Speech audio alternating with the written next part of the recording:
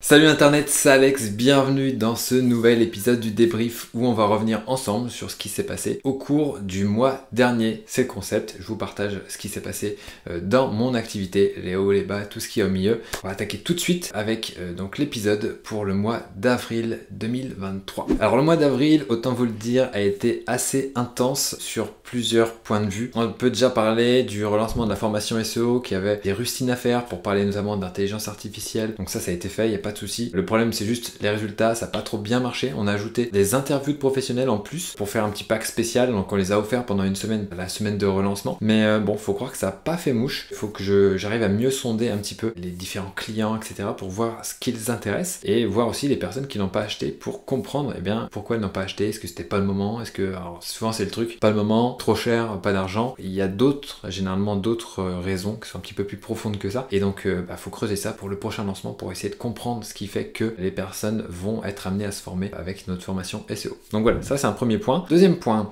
c'est la préparation de l'atelier refonte de site WordPress qui arrive très bientôt. Au final, ça se trouve, ça va même sortir en même temps que cette vidéo. Ça va dépendre quand est-ce qu'elle sera montée. Mais en tout cas, le 8 mai, il y a l'atelier refonte de site WordPress qui arrive sur la marmite. Donc il y a eu un gros boulot, notamment au niveau des scripts. C'était assez lourd, même si on a allégé un petit peu le process pour mettre un petit peu moins de formalisme et foncer davantage. Donc ça c'était cool, ça nous a permis d'avancer plus vite sur les scripts, mais comme j'étais pris sur d'autres choses, j'ai pas pu avancer comme je le voulais. Donc voilà, je me suis quand même focalisé là-dessus. Le tournage est fait, là c'est en cours, c'est prêt, parce que c'est en cours de montage au moment où je tourne la vidéo, mais il reste quelques vidéos à monter. Ça sera prêt pour le 8 mai, et il fallait faire la page de présentation de la formation, la séquence de présentation, séquence de vente, différents appels à l'action à répartir sur le blog, enfin voilà, différents aspects de la promotion de la formation qu'il fallait mettre en place, comme mettre en place des sondages, mettre en place des séquences d'animation, parce qu'une fois que la personne a acheté la formation, il faut qu'elle reçoive l'email de bienvenue. Un jour plus tard, il y a un email qui arrive pour demander pourquoi elle a acheté la formation, pour comprendre qui elle est, etc. Et après 15 jours après, il y a l'email qui part avec la demande de témoignage. Enfin voilà, il y a plein de trucs à mettre en place. Pareil, si la personne demande un remboursement pour une raison X ou Y, il faut qu'il y ait tout un process, qu'elle soit retirée de notre CRM, etc. Enfin, il y a tout un tas de manipulations dont on parle jamais quand on lance un produit, mais qui a à mettre en place et qui prennent un petit peu de temps. Je peux vous parler aussi de WP Turbo, même s'il y a l'épisode numéro 2 de l'épopée qui est sorti. Je parle vraiment de tout ce qui s'est passé dans WP Turbo depuis le mois de janvier. Il y a eu pas mal de petites choses. Je vous encourage à aller regarder ça, je vais pas me répéter ici. Mais voilà, en tout cas, on a lancé WP Turbo AI, donc avec l'intelligence artificielle, et on a eu nos 2 premiers clients. Donc ça, c'est top, on continue sur cette lancée-là. J'ai fait des appels trimestriels aussi avec mon équipe. Donc le but, c'est de faire un appel individuel avec chaque membre de l'équipe pour prendre la température, savoir comment ça va, comprendre un petit peu comment on pourrait améliorer la collaboration, améliorer les process, etc. Donc voilà, ça s'est super bien passé, parce qu'au final, on a des process qui roulent plutôt bien. Il n'y a pas eu vraiment de surprise, on va dire, avec ces appels. Donc ça, c'était cool. Il y a aussi eu... On prépare un podcast sur WP Marmite, un podcast qui va interviewer des prestataires WordPress. Donc ça va sortir au mois de mai. Il y a 2 épisodes déjà qui sont dans la boîte.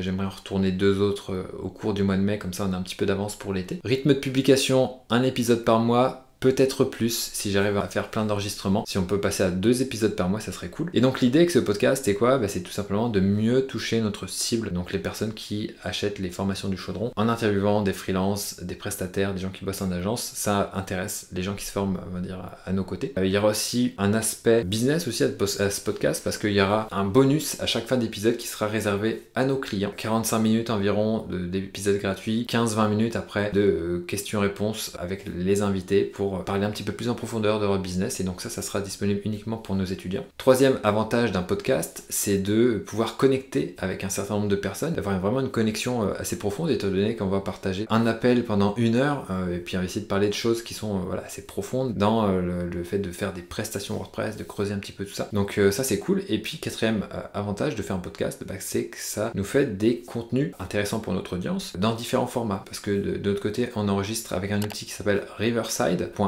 donc ça permet d'enregistrer la version vidéo du podcast qui va aller sur la chaîne YouTube, et aussi d'avoir la version audio. Bon ça après on fait notre tambouille pour faire notre version audio à partir de la vidéo, mais du coup c'est envoyé sur iTunes podcast. 2 types de contenus qui sortent comme ça, des relations en plus, ou en tout cas des relations renforcées, un peu de business, et aussi des contenus qui plaisent davantage à l'audience de WP Marmite. Donc tout ça c'est que du positif au final. Après on va voir ce que ça va donner dans le concret, quand on sera dans le dur, quand on va vraiment publier ça. Est-ce que il va y avoir beaucoup de gens qui vont écouter? Est-ce qu'ils vont trouver ça réellement intéressant? Ça va être mon boulot d'intervieweur. En tout cas, voilà, je donne tout et puis on lâche rien comme d'habitude. Il y avait quoi d'autre? Le WordCamp Paris. Ça, c'était un événement qui avait pas été organisé depuis 3-4 ans, je sais même plus. Donc c'était cool parce que j'ai pu rencontrer pas mal de gens de la communauté WordPress, revoir des amis, rencontrer de nouvelles personnes, voir des personnes pour la première fois. Donc très cool cet événement. Le seul point négatif, on va dire, c'est que j'ai pas mis un pied dans une conférence. J'ai passé mon temps à discuter dans les couloirs. Donc on verra pour les conférences quand elles seront mises en ligne prochainement sur wordpress.tv. Pour le trafic de la marmite, c'est un petit peu baissé. On était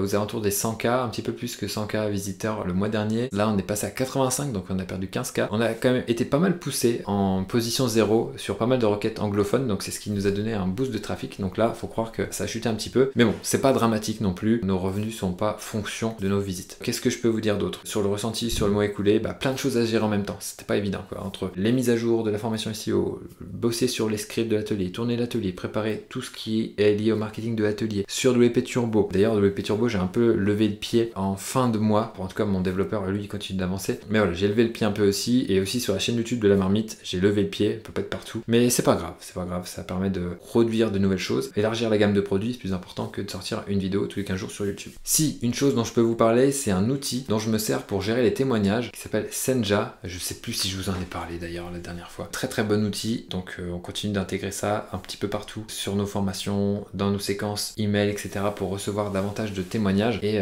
collecter tout ça et puis trier, organiser et réafficher sur le site aux différents endroits stratégiques. Pour le mois de mai, le fait intéressant, c'est que je vais me rendre au Black and White SEO 4 à Lyon, organisé par Julien Jimenez et son agence Corleone Biz. Donc si jamais vous y participez, ça sera un plaisir d'échanger avec vous. On va s'arrêter ici pour ce débrief et je vous dis à très bientôt. Bien entendu, abonnez-vous à la chaîne pour recevoir mes futures vidéos et comme d'habitude, donnez tout et ne lâchez rien. Ciao!